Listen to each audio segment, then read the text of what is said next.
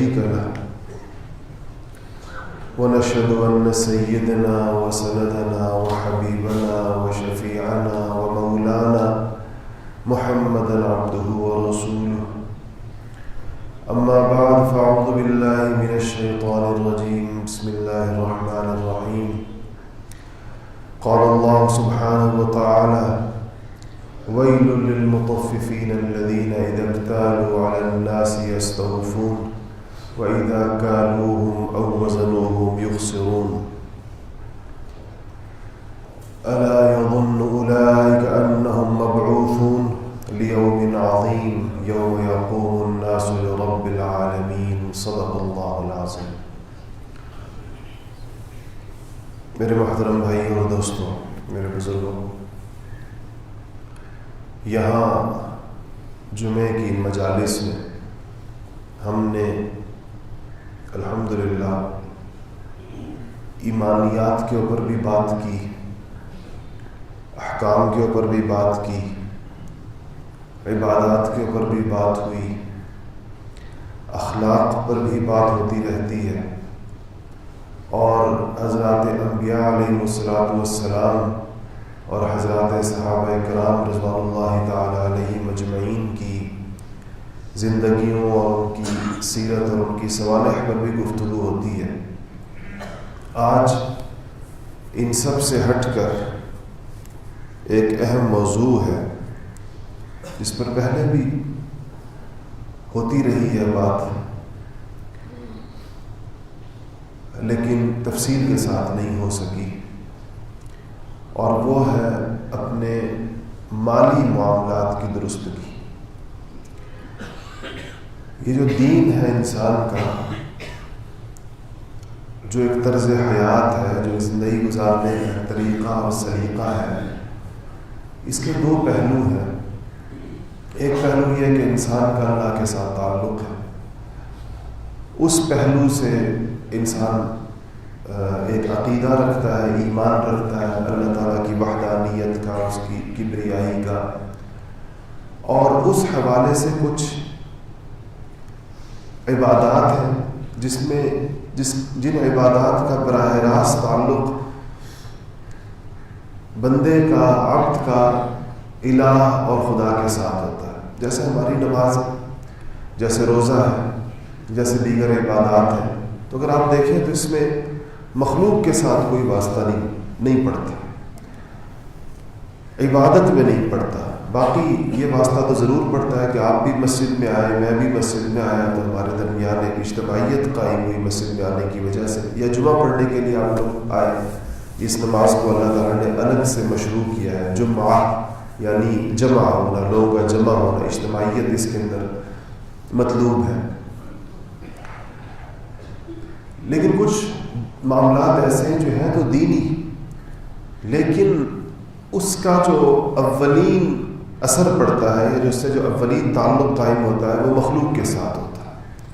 جیسا کہ اخلاقیات کے تمام ابواب ہیں عام طور پر، کہ اس میں ایک پہلو یقیناً اللہ کے ساتھ بھی ہوتا ہے، ایک پہلو اس کا براہ راست معاملہ مخلوق کے ساتھ آتا ہے۔ مثلا جب آپ سچ بولتے ہیں تو سچ بولنا ہے تو اللہ کے ساتھ بھی سچ بولنا ہے، اپنے وعدے اوفوا بالعقود، اللہ پاک نے کہا ہے اپنے قسمیں پوری کرنا، اللہ کے ساتھ اپنے عہد و پیمان کو پورا کرنا۔ مگر سچ بولنے کے ایک نظام کا حصہ مخلوق کے ساتھ بھی ہے، جو لوگوں کے ساتھ انسان سچ بولتا ہے۔ امانت کا ایک مفہوم خالق کے ساتھ ہے کہ دین کو امانت سمجھنا اور اس امانت پر کے اندر خیانت سے بچنا۔ ایک پہلو اس کا مخلوق کے ساتھ ہے جس کے اندر امانتوں کا خیال رکھنا۔ یہ جو مالی معاملات ہیں یہ بظاہر لوگوں کے آپس کے اندر آتے ہیں، اور یہ شریعت میں اس کی اہمیت اس قدر زیادہ ہے کہ سیدنا عمر فاروق رضی اللہ تعالیٰ عنہ کے پاس ایک مقدمہ آیا، تو جس شخص نے دعویٰ کیا تھا اس نے اپنے دعوے کے ثبوت کے اندر گواہ پیش کی، اور اس نے حضرت عمر فاروق رضی اللہ تعالیٰ عنہ سے کہا کہ یہ گواہ بڑے نیک ہیں۔ گواہوں کا نیک ہونا ضروری ہوتا ہے، اس کو فقہ کی اصطلاح کے اندر تزکیہ شہود کہتے ہیں۔ شہود مطلب شاہد، گواہ کو کہتے ہیں کہ گواہ کا ٹھیک ہونا، گواہ جھوٹا نہ ہو۔ تو عمر فاروق رضی اللہ تعالیٰ عنہ نے اس بندے سے پوچھا کہ تم جو ان کی نیکی کی گواہی دے رہے ہو، کیا تم نے ان کے ساتھ کبھی سفر کیا؟ اس نے کہا نہیں، سفر تو نہیں کیا۔ کہا کبھی اس کے ساتھ پڑوس میں رہے ہو، پڑوسی رہے ہو اس کے؟ کہا نہیں، اس کا پڑوسی بھی نہیں رہا۔ کہا کبھی اس کے ساتھ کوئی مالی معاملہ کیا ہے، کوئی قرض کا لین دین کیا ہو، کوئی خرید و فروخت کی ہو، کوئی کرایہ داری کی ہو، کوئی پارٹنرشپ کی ہو، کوئی مالی معاملہ اس کے ساتھ کبھی کیا ہے؟ تو اس نے کہا کہ نہیں، میں نے کوئی مالی معاملہ بھی ان کے ساتھ کبھی نہیں کیا۔ تو کہا پھر تم اس کی دینداری کی گواہی کیسے دے رہے ہو کہ دینداری کا پتہ تو ان چیزوں کے اندر چلتا ہے؟ تم نے اس کو شاید نمازیں پڑھتے ہوئے دیکھا ہوگا یا روزے رکھتے ہوئے دیکھا ہوگا، تو نمازیں پڑھنے اور صرف روزے رکھنے سے تو انسان دیندار نہیں کہلاتا۔ اس کے دین کا امتحان تو وہاں پر آتا ہے جب اس کے ساتھ لوگوں کا مالی معاملہ ہے، تو پتہ چلے کہ مالیات کے باب کے اندر وہ کتنا شفاف ہے۔ اس کے ساتھ پڑوس آئے تو پتہ چلے کہ بحیثیت پڑوسی یہ کیسا ہے۔ اور تیسری چیز سفر کہا گیا ہے کہ سفر ایک ایسی چیز ہے کہ وہ اس میں چونکہ ساری روٹین ڈسٹرب ہو جاتی ہے، تو انسان کے مصنوعی اخلاق کا جو پردہ اس نے اپنے اوپر ڈالا ہوا ہوتا ہے وہ اتر جاتا ہے، کیونکہ روٹین میں تو ہے نہیں معاملہ سارا۔ اب کبھی کوئی مسئلہ آ رہا ہے، کبھی کوئی مسئلہ آ رہا ہے، کہیں پر کیا چیز آ رہی ہے، آپ کبھی سفر کر کے دیکھیں تو لوگ سفر کے اندر پہچانے جاتے ہیں، پتہ چلتا ہے کہ واقعی ان کے اندر کتنا اخلاق ہے، ان میں کتنا ایثار ہے، ان میں کتنی قربانی ہے، ان میں کتنا دوسروں کا خیال رکھنے کا مزاج ہے۔ یہ چیزیں سفر کے اندر پتہ چلتی ہیں۔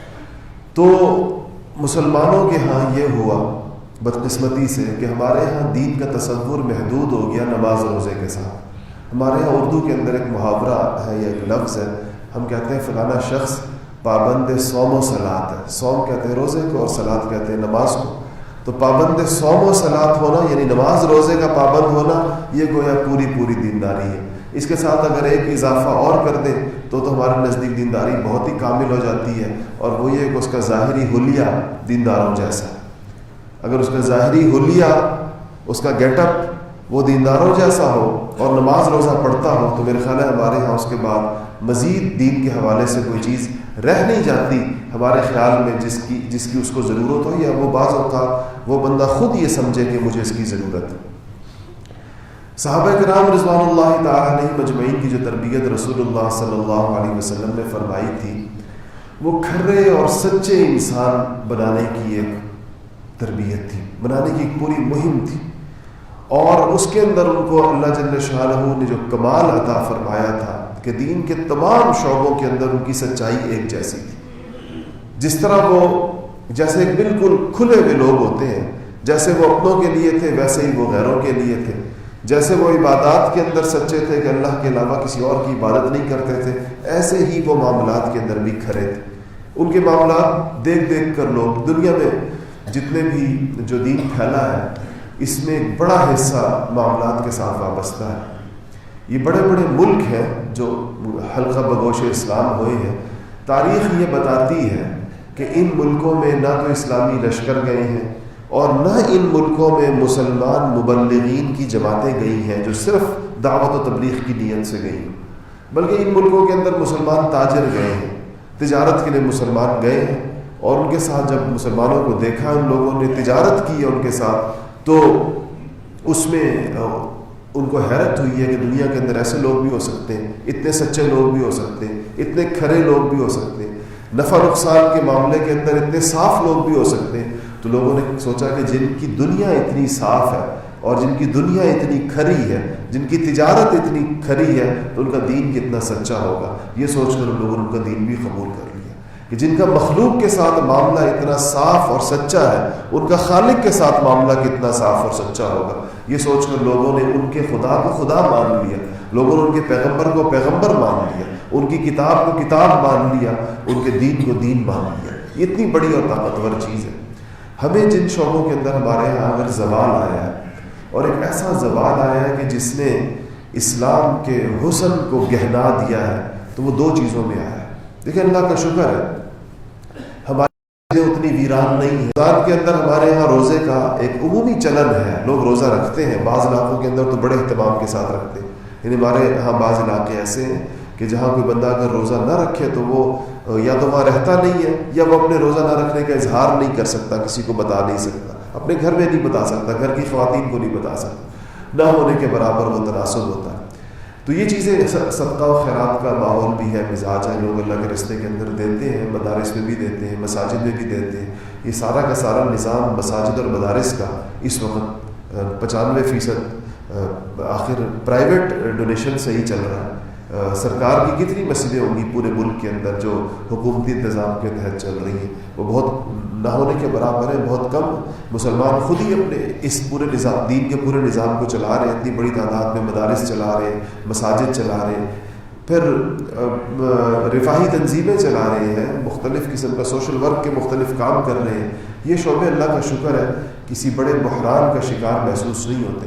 بحران جو ہے وہ دو شعبوں کے اندر آیا، ایک ہمارے اخلاقی اقدار میں بحران آیا، اور میں جب بھی کہتا ہوں کہ ہم لفظ اخلاق کہتے ہیں تو یاد رکھیں کہ اخلاق سے مراد اردو والے اخلاق نہیں۔ اردو میں اخلاق صرف خوش طبعی کو کہتے ہیں، خوش اخلاقی ہم کہتے ہیں جو بندہ اچھے طریقے کے ساتھ لوگوں کے ساتھ ڈیل کرے، اچھے طریقے کے ساتھ معاملہ کرے، اچھے طریقے کے ساتھ گفتگو کرے، بس ہم کہتے ہیں بندے اس کے اخلاق اچھے۔ یہ اردو کے اندر اخلاق کا استعمال ہے، لفظ اخلاق کا۔ اخلاق عربی کا لفظ ہے، خلق اس کی جب نے لفظ نبی پاک صلی اللہ علیہ وسلم کے بارے میں اللہ نے فرمایا وَإِنَّكَ لَعَلَىٰ خُلُقٍ عَظِيمٍ، آپ اخلاق کی چوٹیوں کے اوپر ہے۔ تو یہ اخلاق جب عربی کے اندر آئے اور شریعت کے اندر جب یہ اصطلاح استعمال ہوتی ہے تو اس سے مراد ایک بندے کی سچائی ہوتی ہے، ایک بندے کی امانت ہوتی ہے، اس کا صبر ہوتا ہے، اس کا شکر ہوتا ہے، اس کے حلم ہوتا ہے، بردباری ہوتی ہے، حیا ہوتی ہے، اس کی سخاوت ہوتی ہے، اس کا توکل ہوتا ہے۔ یہ ساری کی ساری چیزیں اس کے اندر داخل ہوتی ہیں۔ اس سب کے مجموعے کو، ان ساری ایمانی صفات کے مجموعے کو اخلاق کہتے ہیں۔ ایک آدمی کے اخلاق اچھے ہونے کا مطلب یہ کہ اس میں سارے اوصاف اچھے ہوتے ہیں۔ تو ایک تو اس شعبے میں بحران آیا اور بہت زبردست بحران آیا۔ آج آپ کو اپنے معاشرے کے اندر سچے لوگ نہیں ملتے، آج آپ کو اپنے معاشرے میں امین لوگ نہیں ملتے، امانت دار لوگ نہیں ملتے، صبر کرنے والے نہیں ملتے، شکر کرنے والے نہیں ملتے، توکل کرنے والے نہیں ملتے، حیا کرنے والے نہیں ملتے۔ یہ چیزیں ایک ایسی ہیں جس میں عمومی، اس میں آپ یہ نہیں کہہ سکتے کہ یہ معاشرے میں ایک عمومی اخلاقی طور پر ایک بہتری ہے اور بیشتر لوگ ایسے ہیں، ایسا نہیں ہوگا۔ دوسرا بحران جو ہمارے اندر آیا وہ معاملات کے اندر آیا، اور دونوں قسم کے معاملات کی کہ میں دو بڑی قسمیں کر لوں تو ایک ہمارے سوشل کانٹریکٹس ہیں۔ سوشل کانٹریکٹس کے اندر یہ نکاح، طلاق وغیرہ، ہمارے یہ آئینی مسائل، گھریلو مسائل، والدین کے ساتھ تعلقات، اولاد کے ساتھ تعلقات، بھائیوں کے ساتھ، رشتہ داروں کے ساتھ، شوہروں کے بیویوں کے ساتھ، بیویوں کے شوہروں کے ساتھ، یہ جو پورا ایک سوشل فیبرک ہے ہمارا، اس میں دین کے تقاضے معاشرے نے بالعموم ملحوظ نہیں رکھے۔ اس کے اندر جو ہمارے الٹے سیدھے رسم و رواج ہیں، کہیں رسم و رواج پر لوگ چل رہے ہیں اور کہیں اپنی مرضی سے سارے معاملات ہم لوگ چلا رہے ہیں۔ دوسرے ہمارے فائنینشیل کانٹریکٹس، ہمارے مالی معاملات، جس کے اندر کسی کے ساتھ کاروبار ہے، لین دین ہے، قرض کے معاملات ہیں، پارٹنرشپ کے معاملات ہیں، خرید و فروخت کے معاملات ہیں، اور اس کے بعد جو ہے اسی کے اندر باقی اگر آپ اس کو انفرادی سطح سے اوپر لے جائیں تو پھر اجتماعی سطح کے اوپر اس کی ساری چیزیں ہیں۔ مزدور کا اپنے مالک کے ساتھ معاملہ ہے، مالک کا مزدور کے ساتھ ہے، دفتروں کے اندر ہمارے اپنی ڈیوٹیز ہیں، دفتروں کے کام ہیں۔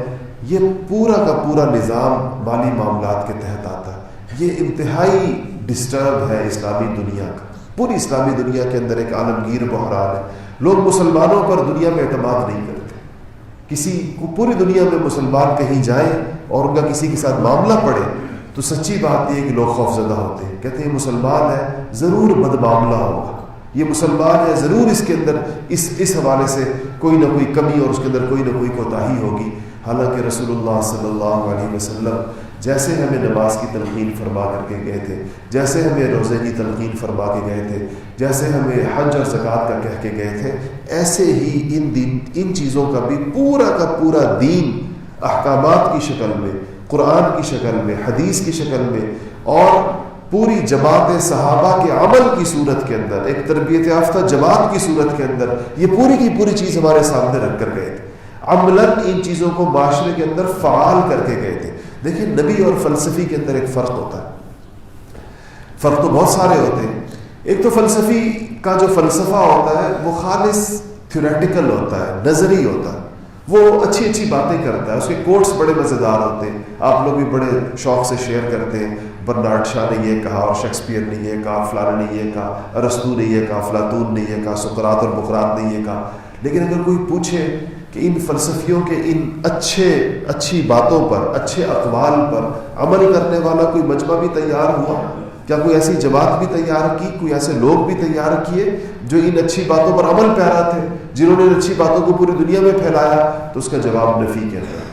فلسفی ایک کمرے کے اندر بیٹھ کر اچھا فلسفہ بگھار سکتا ہے، اچھی باتیں کر سکتا ہے، اور اس کی باتیں جو ہے وہ انبیاء علیہ الصلوۃ والسلام دنیا میں صرف اچھی باتیں اور اقوال زرعی پیش نہیں کرتے، وہ سب سے پہلے تو خود عمل کے میدان میں کھڑے ہوتے ہیں، سب سے آگے، سب سے پہلے. انبیاء علیہ الصلوۃ والسلام کا امتیاز یہ ہوتا ہے کہ وہ اپنی باتوں پر سب سے زیادہ عمل کرنے والے خود ہوتے ہیں، اور پھر دوسری بات ان کے ساتھ یہ ہوتی ہے کہ وہ اپنے گرد و پیش پر، اپنے ماحول کے اوپر اس کی باقاعدہ ایک محنت کرتے ہیں.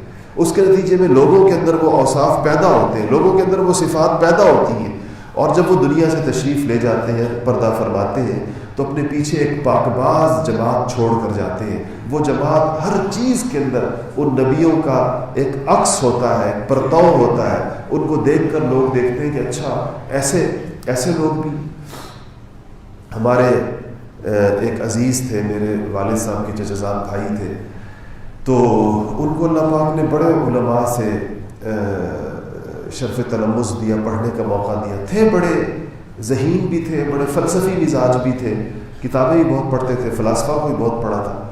تو جب شیخ العرب والعجم شیخ الاسلام حضرت مولانا سید حسین احمد مدنی رحمۃ اللہ علیہ کا انتقال ہوا، ان کے استاد بھی تھے، انہوں نے ان سے بخاری اور مسلم پڑھی تھی، 2 حدیثی کتابیں. تو جب ان کا انتقال ہوا تو ہر ایک تعزیت کر رہا تھا. کوئی کہتا تھا کہ بہت بڑے مفسر فوت ہو گئے، کوئی کہتا تھا بہت بڑے محدث فوت ہو گئے، کسی نے کہا بہت بڑے مجاہد فی سبیل اللہ چلے گئے، جس کے جو رائے تھی ان کے بارے میں. تو یہ بھی بیٹھے ہوئے تھے.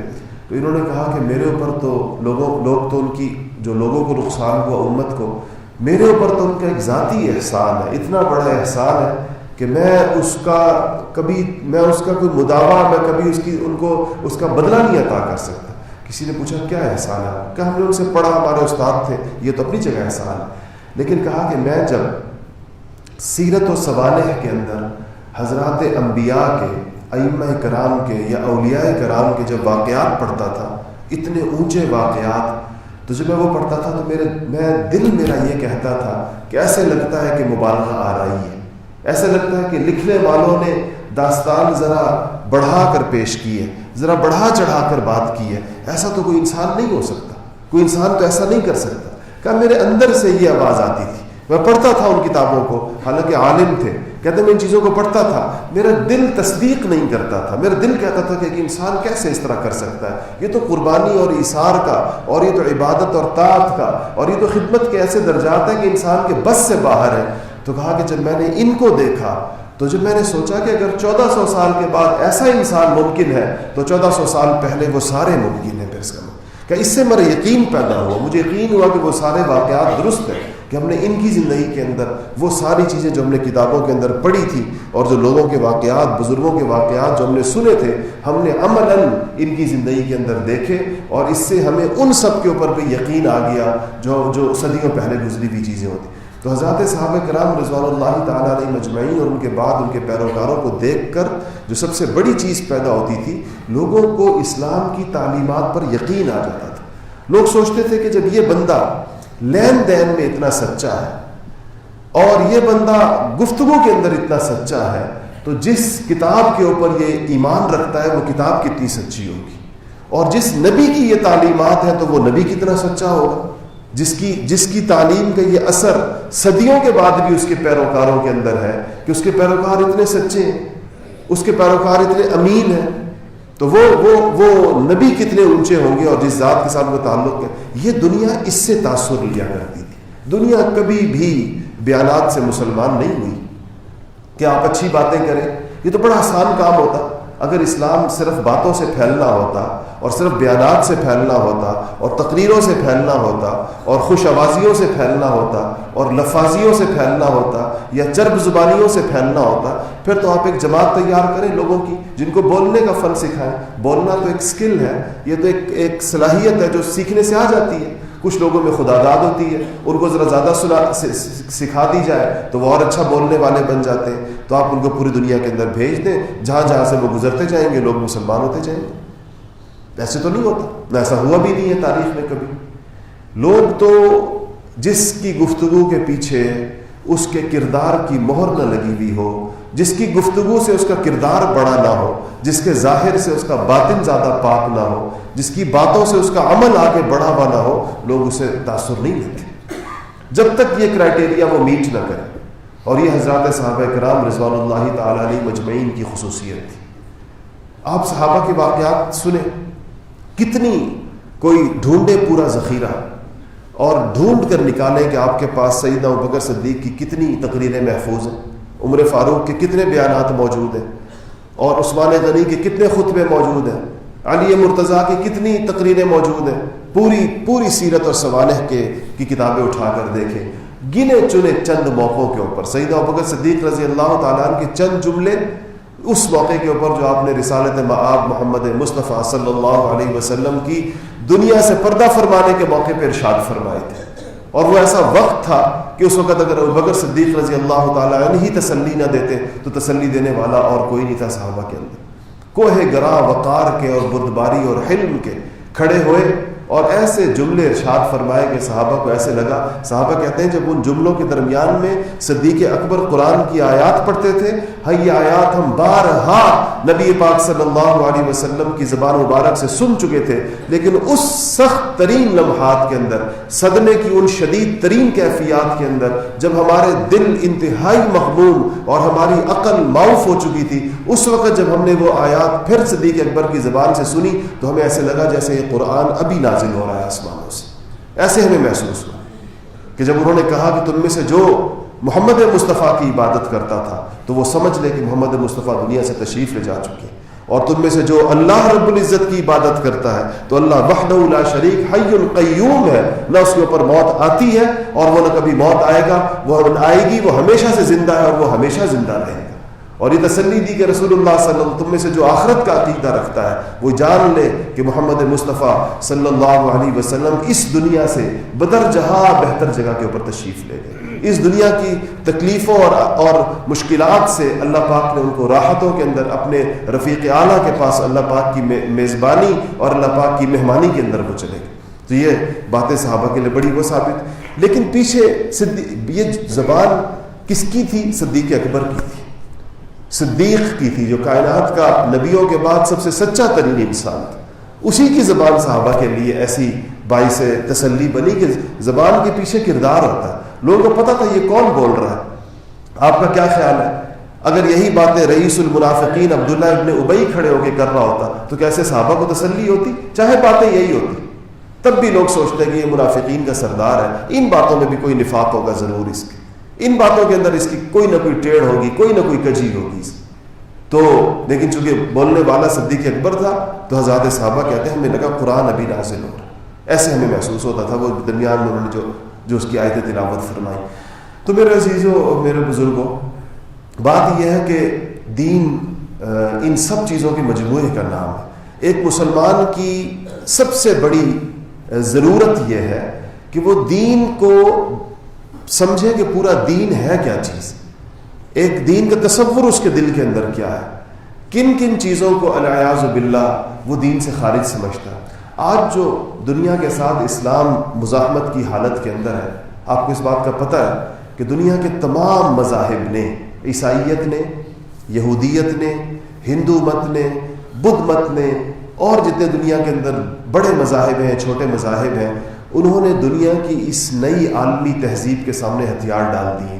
کوئی مذہب اپنے مذہب کے اوپر کھڑا ہوا نہیں ہے۔ آپ اٹھائیں، آج بھی تحریف شدہ چیزیں اٹھائیں، تحریف شدہ تورات اٹھائیں، تحریف شدہ تورات کے اندر سب سے زیادہ مذمت آپ کو ملے گی شراب کی، آپ کو ملے گی عریانی کی اور فحاشی کی، یہ تو آپ کو وہاں مذمت ملے گی۔ اور دنیا میں آپ دیکھیں گے تو شراب کی انڈسٹری یہودیوں کے پاس ہوگی، اور دنیا کے اندر آپ دیکھیں گے تو عریانی اور فحاشی کوئی انڈسٹری کی شکل کے اندر اگر کسی نے مرتب اور منظم کیا ہے کہ اس سے پیسے کیسے کمائے جائیں، فحاشی سے پیسے کیسے کمائے جائیں، عریانی سے پیسے کیسے کمائے جائیں، تو اس کے پیچھے آپ کو سارے کے سارے یہود ملیں گے.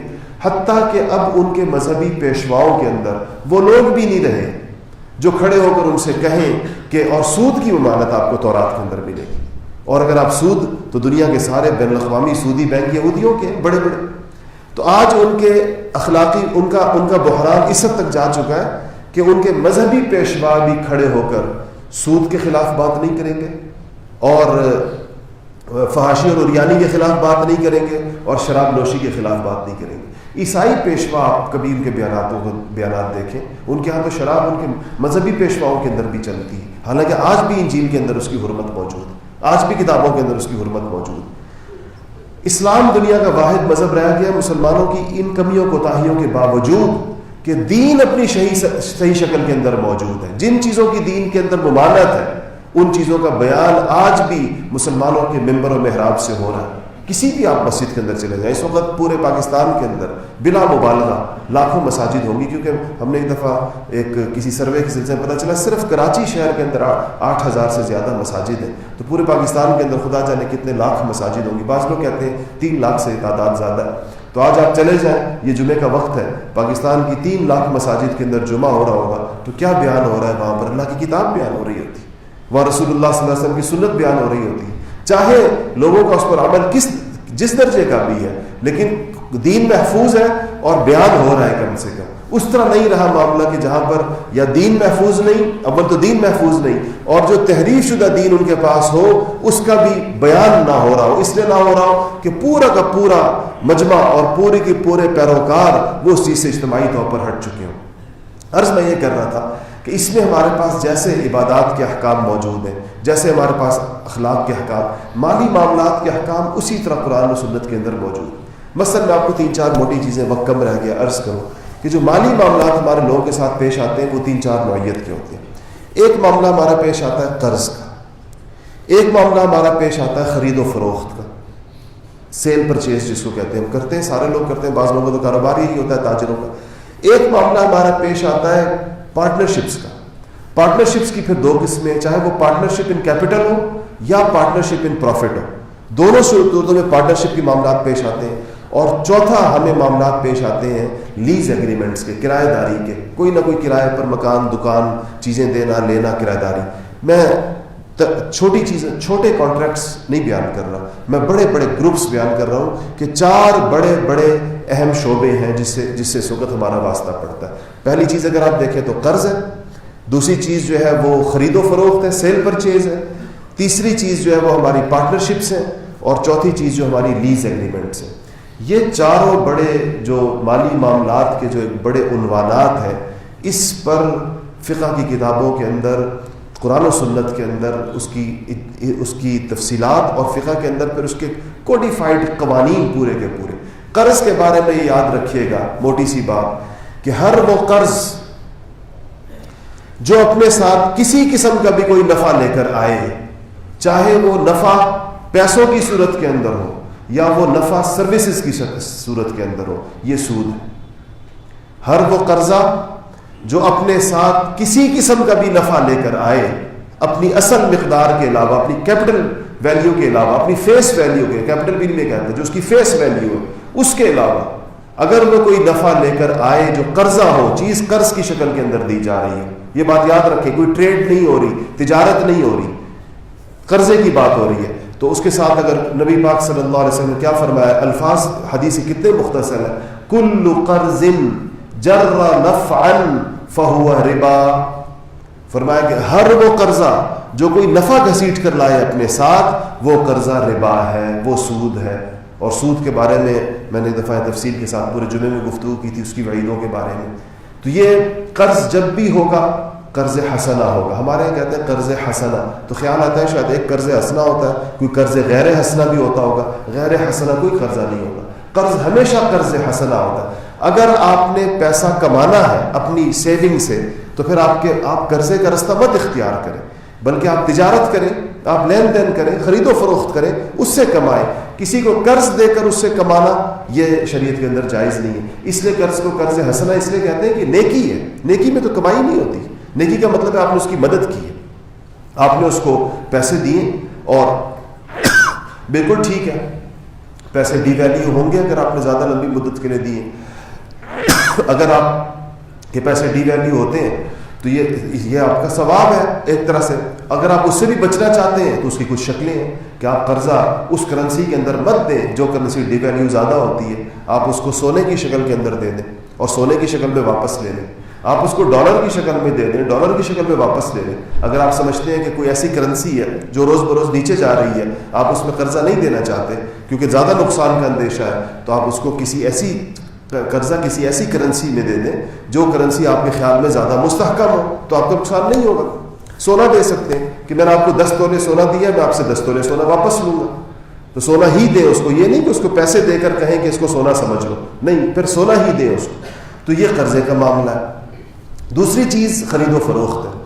خرید و فروخت کے بارے میں یاد رکھیں کہ صرف یہ بدعنوانیاں نہیں ہیں جو جس طرح ایک تو میں نے آیت کے اندر آیت پڑھی سورہ مطففین کے اندر کہ اللہ پاک نے فرمایا کہ تباہی اور بربادی ہو ان لوگوں کے لیے, وَيْلٌ لِلْمُطَفِّفِينَ, وہ سارے لوگ جو ناپ تول کے اندر ڈنڈی مارتے ہیں کہ جب وہ خود لیتے ہیں تب تو پورا تول کر لیتے ہیں, پورا ناپ کر لیتے ہیں, اور جب لوگوں کو دیتے ہیں تو پھر ڈنڈی مار کر دیتے ہیں, تو پھر کم تول کر دیتے ہیں. یہ تو خیر ایک بدعنوانی ہے کم تولنا, اور یہ ایک بدعنوانی ہے ملاوٹ کرنا. اس کو تو دنیا کا ہر بندہ برا کہتا ہے, ہر ایک کو پتہ ہے کہ ملاوٹ کرنا برا ہے, اور ہر ایک کو پتہ ہے کم تولنا منع ہے.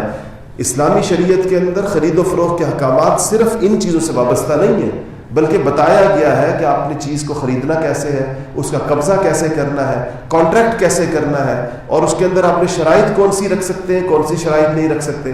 کون سی شرائط ایسی ہیں کہ اگر آپ نے رکھ دی خرید و فروخت کے درمیان تو آپ کا سیل کانٹریکٹ جو ہے وہ وائڈ ہو جائے گا شرعی اعتبار سے, اور جب وہ وائڈ ہو جائے گا تو اس کا پروفٹ وہ آپ کے لیے حلال نہیں رہے گا, بلکہ وہ سارا پروفٹ چیریٹی کرنا ضروری ہوتا ہے. 2 صورتیں ہوتی ہیں, یا تو کانٹریکٹ سے واپس ہو, اس کو ختم کریں اور واپس جائیں دونوں فریق, یا اگر وہ واپسی نہیں ہو سکتی, irreversible ہے وہ فرض کیجئے, تو پھر جو پروفٹ اس کے اندر جنریٹ ہوا ہے وہ سارا کا سارا چیریٹی کرنا, وہ سارا صدقہ کرنا ضروری ہوتا ہے. اگر آپ کی خرید و فروخت کے اندر کوئی چیز آپ نے گڑبڑ کر دی ایسی شرائط ڈال کر. پارٹنرشپ ہے, میں بتایا کہ پارٹنرشپ ان کیپٹل ہے, پارٹنرشپ ان پروفٹ ہے. پارٹنرشپ ان کیپٹل یہ 3 4 5 یا 2 لوگ مل کر اگر تجارت کرتے ہیں, اس میں یہ اپنا شرح منافع کیسے رکھیں گے, نقصان کا کیا ہوگا, اور کیا نقصان کسی ایک فریق پہ ڈالا جا سکتا ہے یا نہیں, کیا نقصان اپنے کیپٹل کی پرسنٹیج سے بڑھایا جا سکتا ہے یا نہیں. ایک بندہ کہتا ہے کہ میں کیپٹل تو 30% دوں گا, ایک بندہ کہتا ہے میں 70% کیپٹل دے رہا ہوں, تم 30% دو, ٹھیک ہے, یہ تو ٹھیک ہے, لیکن کہتا ہے کہ نقصان برابر 50% ہوگا. یہ جائز نہیں ہے شریعت کے اندر. جس بندے کا کیپٹل 30% ہے اس کا لاس 30% سے ایکسیڈ نہیں کر سکتا کبھی. اگر آپ نے یہ کانٹریکٹ کر دیا تو آپ کا معاہدہ وائڈ ہو گیا, شرعی اعتبار سے فاسد ہو گیا آپ کا عقد. اس معاہدے کے تحت آئے ہوئے منافع جائز ہی نہیں ہے. پارٹنرشپ ان جو پروفٹ, یہ تو پارٹنرشپ ان کیپٹل کی بات. پارٹنرشپ ان پروفٹ یہ ہوتا ہے کہ ایک بندے کا سارا کیپٹل ہوتا ہے, دوسرے کی سروسز ہوتی ہیں, دوسرا کا پیسہ ایک بندے کا ہوتا ہے, کام دوسرا بندہ کرتا ہے. اس کی شرائط ہے, اس کی تفصیلات ہے, اس میں آپ منافع کیسے تقسیم کریں. اس میں اتنی بات کم سے کم یاد رکھیں کہ جو پارٹنرشپ ان پروفٹ ہے کہ کیپٹل ایک بندے کا ہے سارا کا سارا, دوسرے کی صرف سروسز ہیں, اس میں اگر لاس ہوتا ہے اور اس لاس کے اندر سروس پرووائڈر کی کوئی نیگلیجنس نہیں ہے, اس کا کوئی مس کنڈکٹ نہیں ہے, اس کی طرف سے کوئی بریچ آف ٹرمز نہیں ہے, جو کانٹریکٹ کی ٹرمز کی بریچ نہیں, اس نے توڑا نہیں معاہدے کی شکلوں کو, تو سارا کا سارا لاس کیپٹل پرووائڈر کا.